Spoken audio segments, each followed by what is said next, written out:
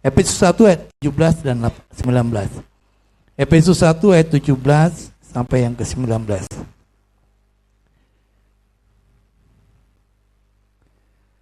Dua, tiga.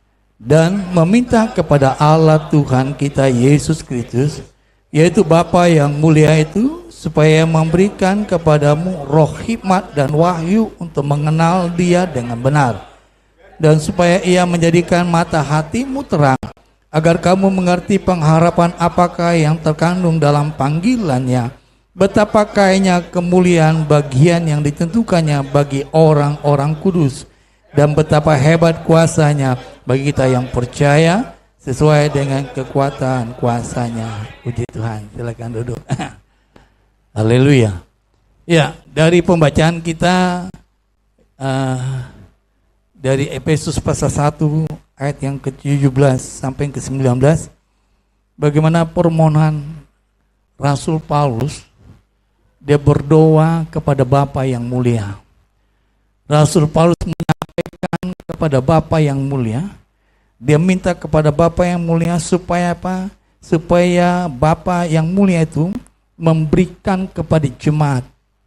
Apa yang diberikan yaitu roh hikmat dan wahyu untuk mengenal Allah yang benar. Nah,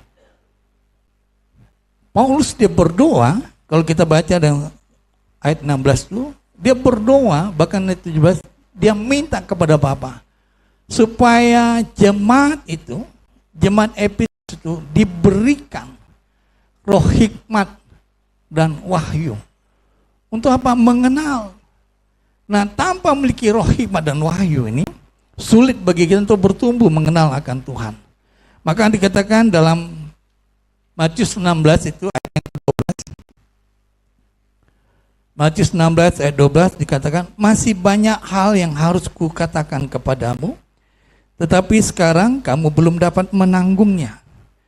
Arti kata masih banyak hal yang Yesus akan ajarkan, akan Yesus beritahukan, akan Yesus sampaikan, tetapi kamu tidak mampu untuk menerima, atau kamu tidak mengerti untuk menerima apa yang akan diajarkan oleh Tuhan Yesus.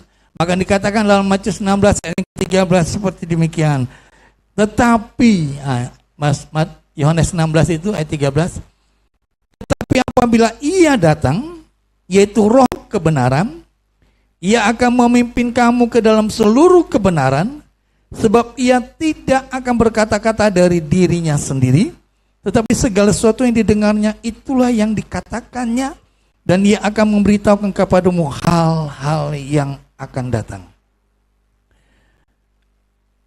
Yohanes 16 ayat 12 tadi, apa yang Yesus ingin ajarkan, dikatakan kamu tidak dapat menanggung, kamu tidak dapat menerima, kamu sulit untuk mengerti. Tetapi kalau ada Roh Kudus, atau dikatakan Roh penghibur itu, ya, dikatakan bahwa apabila Ia datang, yaitu Roh kebenaran, Ia akan memimpin kamu. Kita semua dipanggil, kita semua dalam pimpinan tuntunan Roh Kudus. Oh ya, bukan dengan kekuatan, kemampuan, kehebatan kita, tapi kita tahu bahwa kita perlu Roh Kudus yang akan memimpin kita, membawa kita kepada kebenaran, pengenalan lebih, pengenal yang benar. Hikmat dan wahyu yang diberikan untuk kita mengenal Tuhan dengan benar. Ya, kita tidak akan mungkin kenal Tuhan kalau tanpa hikmat dan wahyu atau Roh Kudus yang dari Tuhan. Nah, Roh Kudus yang diberikan Tuhan itu, yang diberikan itu, ya, bagaimana Tuhan akan memberikan? Ketika Tuhan memberikan, kita tidak pernah dekat dengan Tuhan.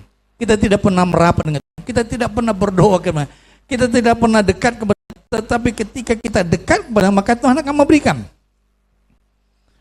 Apa yang telah Paulus doakan, supaya jemaat itu diberikan roh hikmat dan